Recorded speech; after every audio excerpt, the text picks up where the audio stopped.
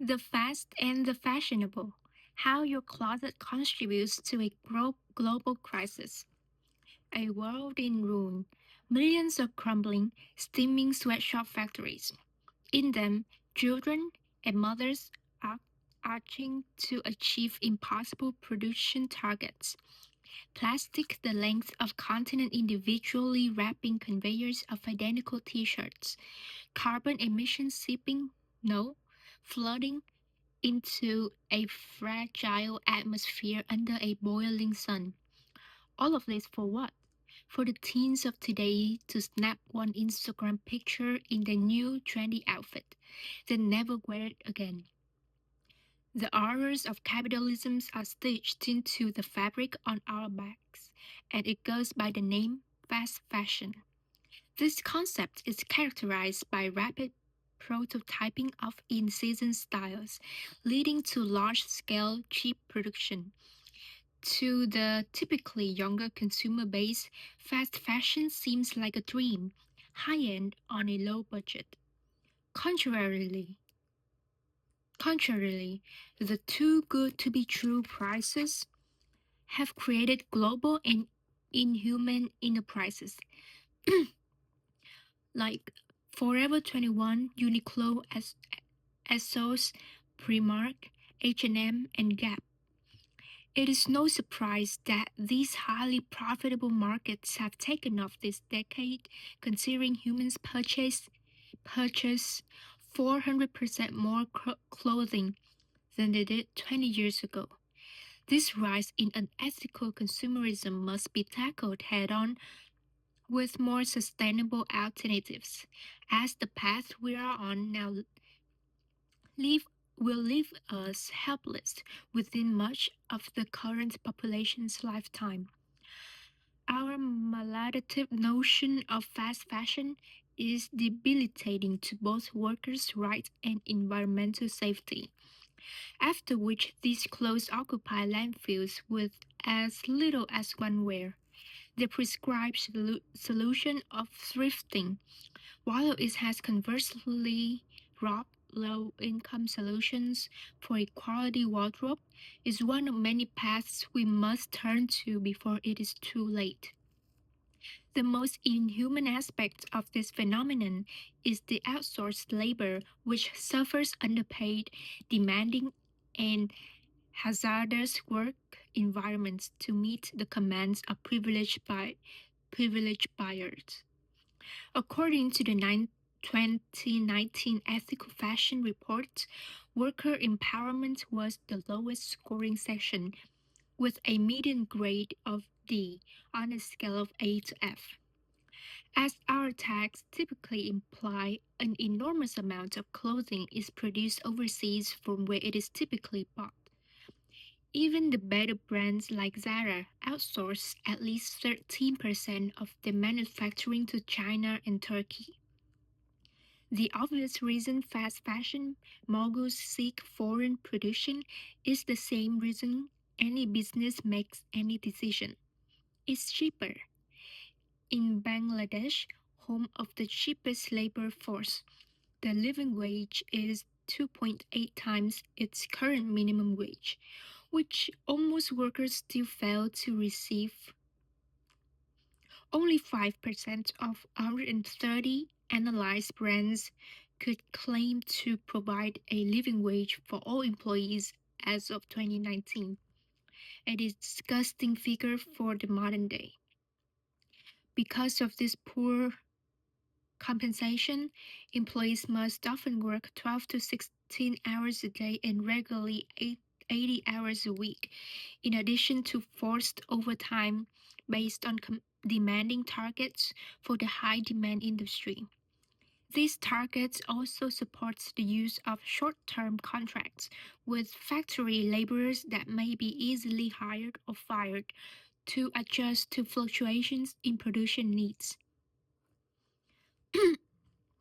There exists there exists a gross hypocrisy of privileged consumers who can afford higher priced, sustainable items that instead buy from corporations that prop up labor wage abuse to increase their own profits. If someone had to suffer to produce a shirt on your back, would it give a new perspective to the impressive deals you see on the market? Or the couple of dollars you save on the shirt was another human safety? If that astonishingly low price seems too good to be true, it likely is. Beyond crisis of humanity, a climate crisis has arisen as a result of the fashion industry's wasteful production, delivery methods, and carbon emissions, proving it to be highly un- unsustainable for the future. As more buyers become aware of their impact, 86% of the general population believes that social and environmental issues will be addressed by the fashion industry, with 94% of Gen Z agreeing to the same proposition.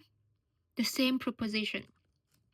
However, a paradox presents itself in that only 31% of Gen Z and just 12% of baby boomers are willing to pay more for sustainably produced fashion. Again, privilege takes hold of consumer preferences. When the fashion industry accounts for 20 to 35% of microplastic in our oceans, privilege should not prevail. In addition to polluting the world's water, these brands also consume our fresh water in vast, unsustainable quantities. To make a single cotton t-shirt, 2,700 liters of fresh water is required, contributing to the 79 billion cubic meters used every year on fashion alone. Additionally, considering the apparel industry is responsible for 10% of carbon emissions globally, action must be taken now to reduce this consumer binging, or it will not support us much longer. Some companies even cheat these net emission statistics through carbon offsetting, funding third parties to reduce carbon emission elsewhere, without actually changing their production methods. As all these figures continue to rise, it is important to consider that the more we waste our resources now, the shorter we will have to access to them, and the more desperate the human situation will become over time. There will come a day when our current way of life will no longer be sustainable. But until then, we must alter our consumer behavior to prolong and strengthen our natural resources.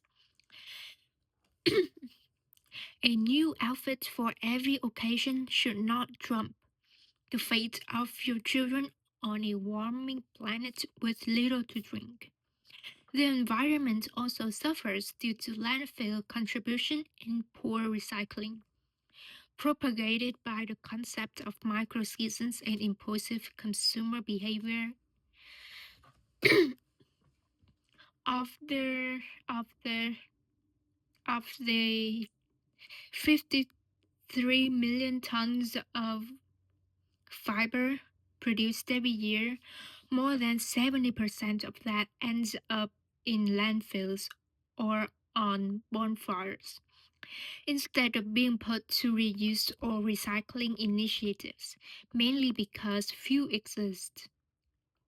Australia, Australia as a country discards 6,000 kilograms of fashion and textile waste every 10 minutes, according to the 2019 Ethical Fashion Report, with most of that also ending up in landfills. We must identify the factors that label the fast fashion industry a fast response system that encourages disposability. The root of this issue stems in part from the short term gratification that trendy and seasonal clothing offers. UC Berkeley's premier undergraduate economics journal claims that there existed 11 to 52 fashion seasons a year by 2014, rather than the winter, spring, summer, fall cycles many believes we still follow. To keep up with the rapid fashion taste changing, H&M and Forever 21 receive new garment shipments every day. Topshop features 400 new styles every week, while Zara releases 20,000 designs annually, dubbing the fast fashion giants heralds of mass consumerism. The turnover for these clothes is so dramatic that it is no wonder the people who crave modernity of style would also be those to discard more quickly at the end of the trend. That is, if it survives that long. The other factor that propagates mass disposal of fast fashion is the poor quality, reflected by the pricing and mass production. As stated in peer-reviewed journal Fashion Theory, a consumer may keep an item after 10 washes, but the item may lose its luster by then, giving rise to the 10 washes colloquialism common to fast fashion. This rapid distaste and degradation of the fast fashion industry is not sustainable so long as we continue to pile landfills with fabric that may be used to provide more than 10 wears. The most common solution to mass disposal of clothing also presents itself as an alternative to fast fashion shopping, thrift stores. While second-hand buying may seem like a good, free, sustainable practice, it's not without its problems. An influx of eager consumers does not bode well for the low-income communities that rely on these stores for simple necessities. Prior to a large-scale awareness of sustainability issues, thrift stores carried strong taboos of uncleanliness and poverty, making it difficult for people to shop for less money without being stigmatized by people with a more comfortable income. Now their critics are coming to find deals at local thrift stores, stealing the opportunity from those who need the better price points. The sale-hungry consumers also tend to possess the time flexibility of being able to visit these stores soon after they are restocked, which working individuals simply do not have, further infringing on the opportunity of low-income shoppers. What all this adds up to is that the low price tags spur affluent consumers to purchase more clothing items. Consequently, consumers acquire more items of clothing for the same cost they would have spent on a more sustainable choice. The irony and privilege prevalent in thrifting culture makes it seem like picking between two evils: infringe on the rights of workers abroad or the low-income consumers in our communities. However, the reality is that supporting local thrift stores has many positive points as well, making it the best modern alternative.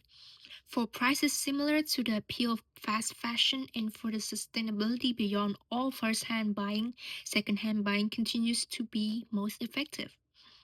The more visible and successful second-hand stores become, the more consumers will think to donate, not dispose of unwanted clothing, reducing the amount of clothing that ends up in the landfills. Many nonprofits like Goodwill and Housing Work also reinvest into the development of poor communities, meaning supporting these stores has the potential to bring up the communities that need them to the point where cheap clothing is not the last resource for the lower ends of society.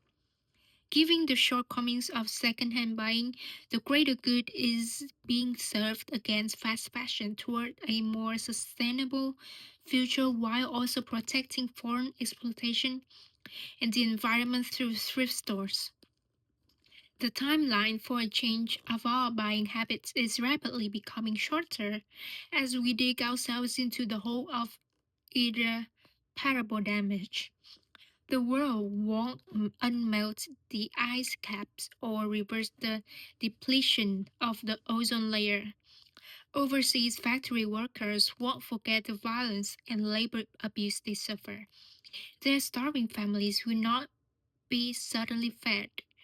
Sustainability of buying habits is something we must practice immediately, not just claim to uphold. This is the year we research brands and their policies before prioritizing our wardrobes over a long term sustainable market.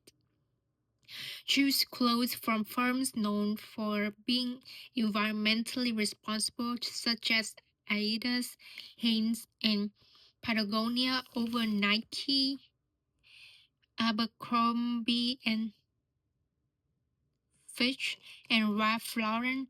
Shop from small businesses instead of unethical corporate schemes. We cannot continue to value our bank accounts and fashion trends more than our future. Before impulse buying your next wardrobe piece, ask yourself, is our privilege now worth our humanity later? Okay,